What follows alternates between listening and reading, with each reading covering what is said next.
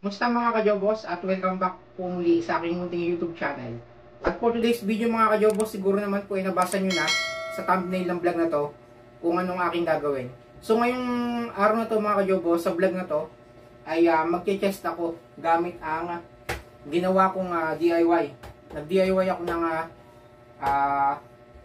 bench. So kinabit ko to para mai-incline tsaka decline. So may apat na level siya, isang flat. Tapos medyo nakatayo hanggang sa pinaka dulo ay yung talagang inclined na siya. So para ma-target yung upper chest. So syempre hindi mawawala yung aking paborito na power twister para po solid ang tama sa chest. Sa middle chest, lower chest, and then upper chest natin. At yun na nga po pala mga kajobos, bago ko po simula ng simpleng vlog na to, sa mga hindi pa nga po pala nag-subscribe sa aking channel, ay huwag niyo pong kalimutang suportahan ang aking channel by clicking the subscribe button. At isama niyo na rin po ang notification bell button para kayo po ang unang ma-update kapag may mga bago akong post na video. At kung nagustuhan niyo po ang vlog na to, huwag niyo pong kalimutan mag-iwan ng isang like. At kung may katanungan po kayo, huwag kayong mahihiyang mag-iwan ng isang comment at agad ko po kayong sasagutin. So tara na mga kajobos at ilabas niyo na po ang inyong mga equipment at sabay-sabay po tayong mag-exercise sa araw na to.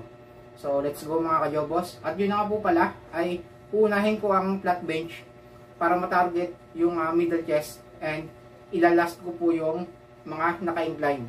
So para po naman sa upper chest. So tara na mga kajobos, mag-start na po tayo.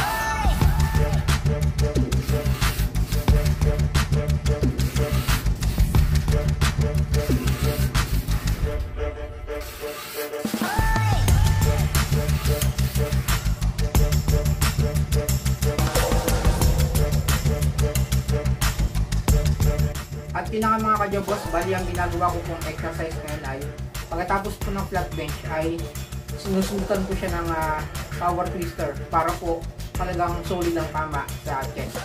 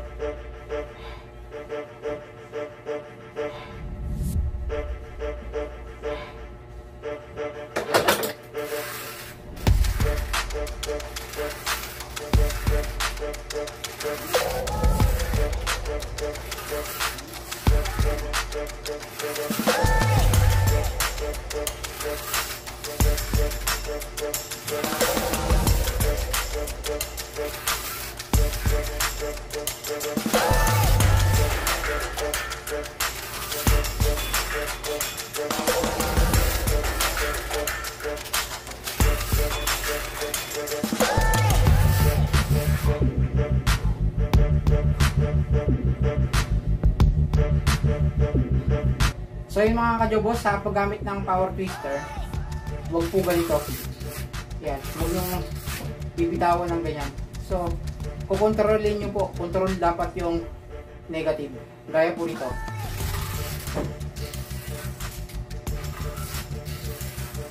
Yan, ganyan po ang tamang paggamit ng power twister. At yun na mga kajobos, pagkatapos ko ng plant bench, ay proceed na ako sa naka-slanting na level 1 ng ating bench para matarget yung upper chest natin. So, bali tatlong level yan para sa upper chest, and then para din matarget yung every muscle fiber ng ating upper chest.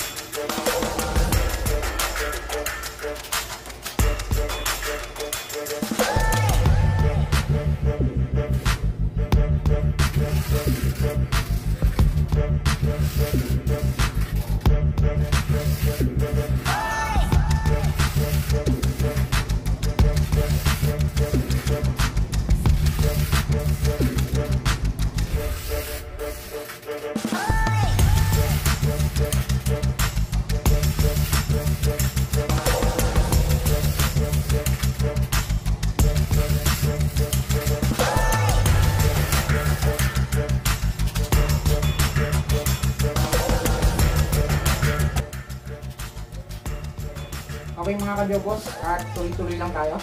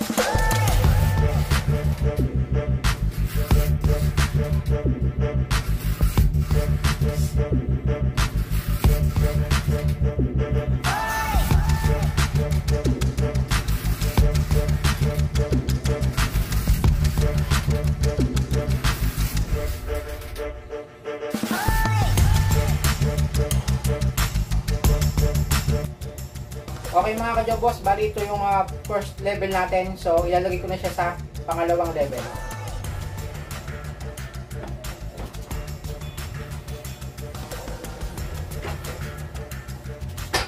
Ayan mga kajobos, medyo mataas-taas na siya. So tara mga kajobos, at tuloy-tuloy lang tayo. Bali second level na natin para sa upper chest.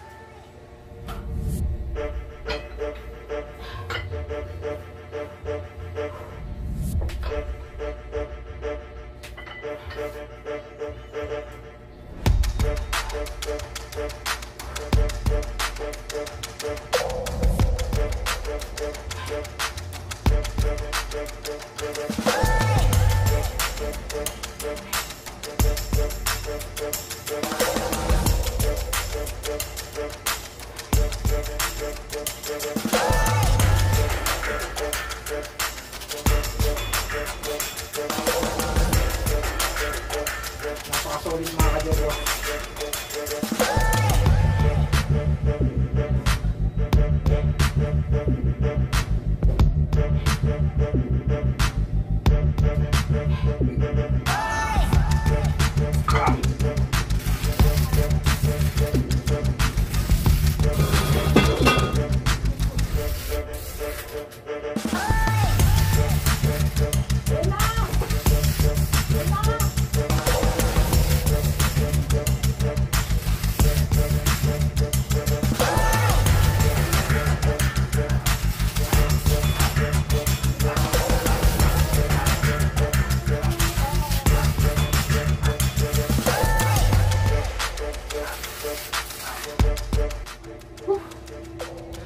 Bali, gawin nyo rin ito mga ka-jobos, talagang pump na pump ang inyong mga chest. Ayan, kita nyo yung sa akin, talagang maganda yung pump.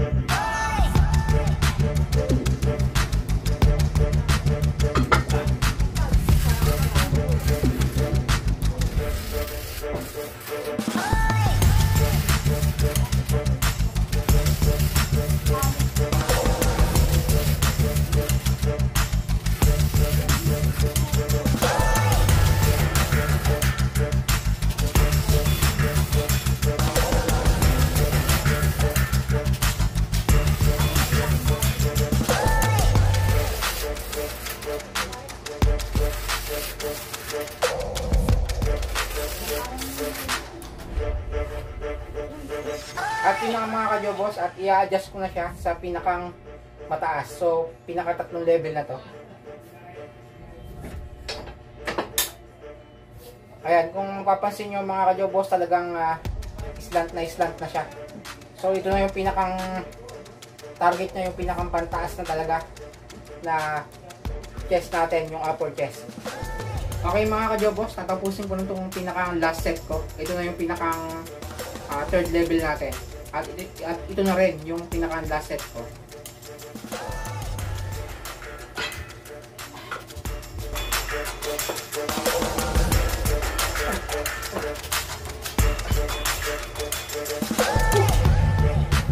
Napakataas na mga ka-jobos.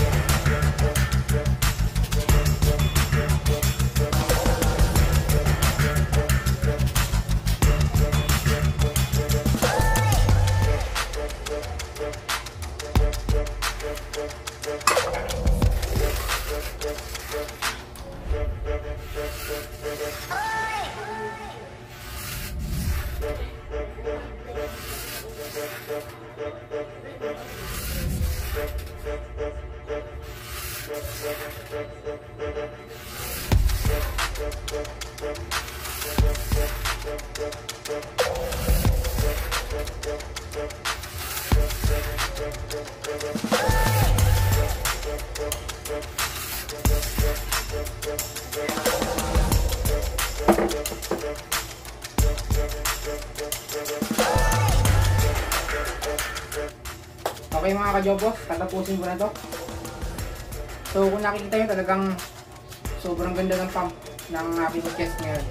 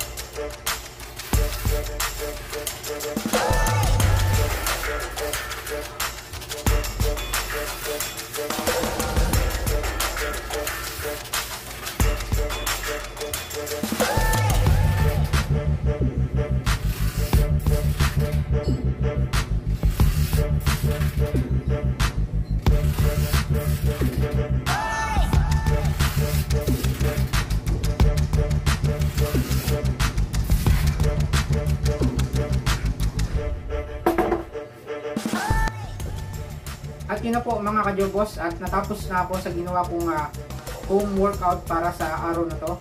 At sana po ay nasabayan nyo ako sa pag-exercise. Yan. At sana po ay may napulot kayong konting kaalaman na technique sa ginawa kong video na to. At so yun mga kajobos, at dito ko na lang muna ulit pinakat ang vlog na to. At salamat po kung nakarating kayo sa dulo ng vlog na to. Kita-kits po tayo sa susunod na upload mga kajobos. At mag-iingat kayo kung saan man po kayo naroroon. Peace out mga kajobos. God bless.